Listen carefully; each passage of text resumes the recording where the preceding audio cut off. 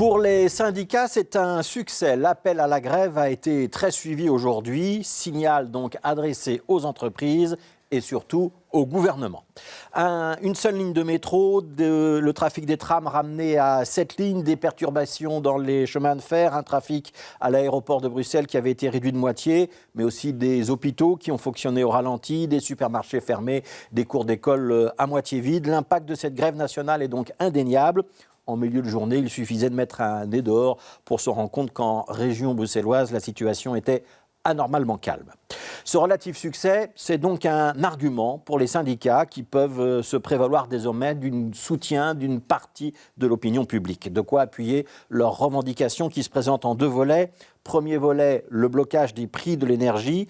C'est trop facile d'attendre le niveau européen, écrivaient les deux syndicats à l'origine de cette action, la CSC et la FGTB, dans un texte qu'ils ont fait publier dans les journaux ce matin. On ne sait pas si c'est facile, mais en tout cas, ça semble assez vain, parce que la Commission européenne a effectivement fait savoir aux États membres que définitivement non, elle ne plafonnerait pas le prix du gaz. Le gouvernement d'Alexander De Croo peut donc attendre encore longtemps.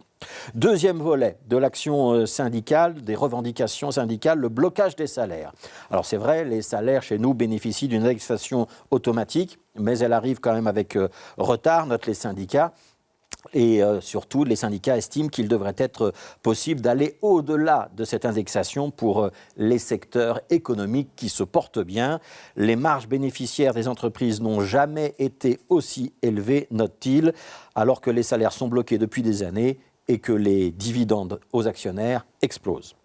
Alors c'est vrai que du côté du patronat, on ne chante pas du tout la même chanson. Les entreprises belges ne sont pas en bonne santé. Il existe un risque de dommages économiques structurels si aucune mesure n'est prise. C'est ce qu'ont affirmé leurs représentants qui étaient entendus aujourd'hui en commission à la Chambre. Des entreprises qui mettent donc en avant le comparatif avec les salaires versés dans les pays voisins, où l'indexation automatique n'existe pas, ni en France, ni en Allemagne. C'est donc plutôt un avantage pour le travailleur belge, même s'il ne faut pas oublier de dire que celui-ci gagne en moyenne moins bien sa vie que dans les pays voisins, et qu'en France ou aux Pays-Bas, les prix de l'énergie ont été fortement régulés ces derniers mois. Voici donc notre gouvernement fédéral qui est pris à partie sur deux fronts, celui des prix de l'énergie et celui des augmentations de salaire dans les secteurs bien portants. Alexander De Croo a rappelé à la mi-journée dans un communiqué que des mesures comme le chèque énergie et le tarif social avaient déjà été prises, c'est pas comme si on n'avait rien fait. Un effort considérable dont on doit être conscient, a-t-il écrit dans un communiqué de presse, appelant à faire bloc et à ne pas attiser les divisions.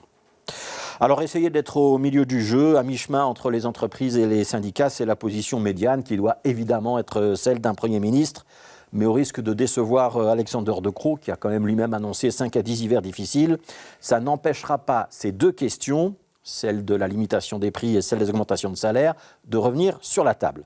Jusqu'à présent, son gouvernement fédéral a quand même eu beaucoup de mal à dépasser l'affrontement droite-gauche sur toutes les questions sociales. Cette neutralisation idéologique finit par ressembler à une forme de paralysie. Elle finit par induire l'idée que face à ce changement de paradigme énergétique que nous vivons depuis quelques mois, les politiques belges parlent beaucoup, mais agissent en réalité très peu, et ça, la majorité fédérale a beaucoup à y perdre.